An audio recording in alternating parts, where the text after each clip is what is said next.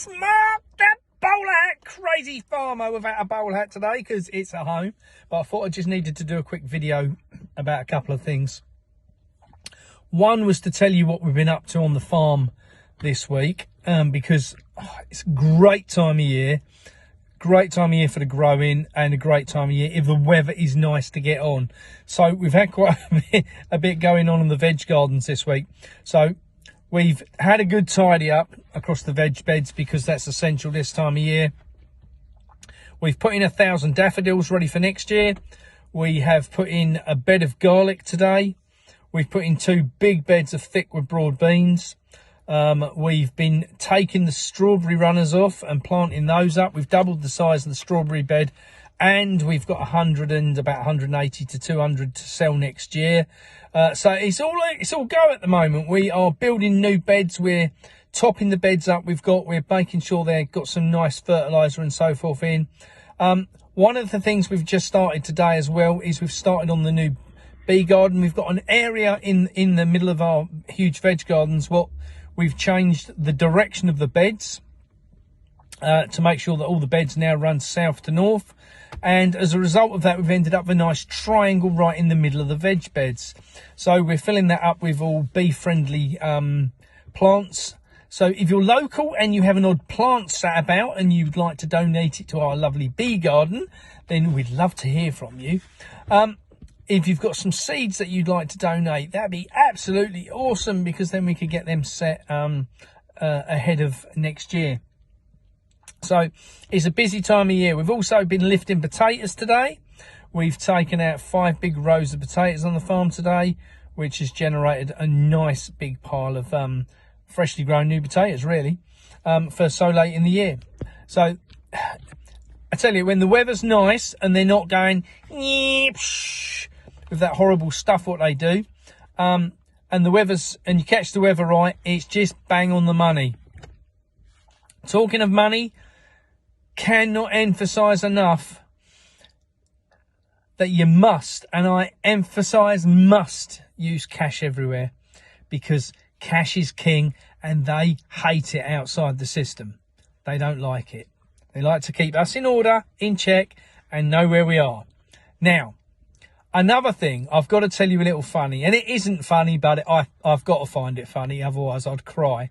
So, as a lot of you will know, we've got a little shop on our farm, and it's a trust shop. Now, people go in and out all day long, and they write in a little book, and they put the money in the tin, and away we go. And we have a separate tub for the change, so the notes go in like a money box, and the change is just in a little tin.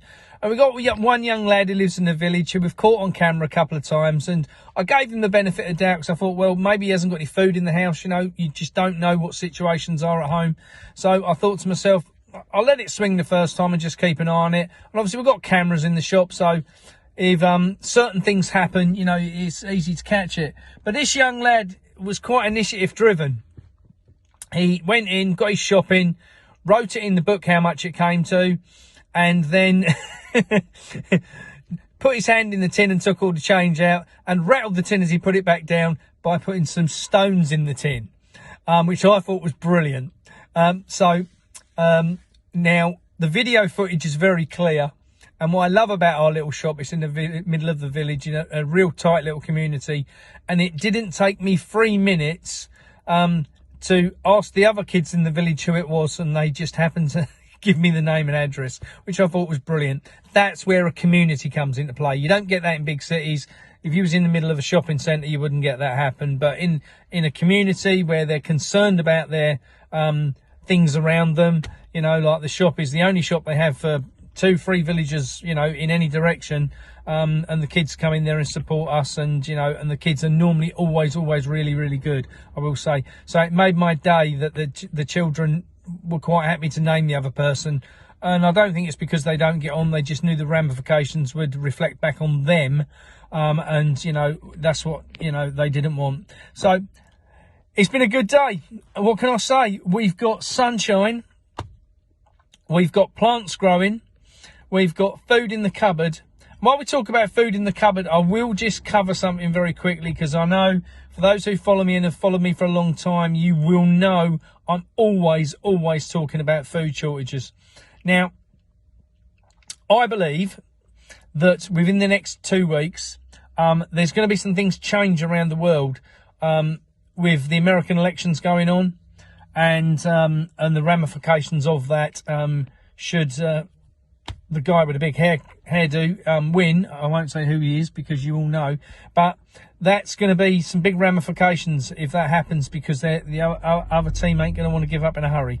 So there's going to be some big challenges coming. I think the money markets will drop out within the next 2 to 4 weeks, and the shares will hit the deck. So it's all to play for, guys.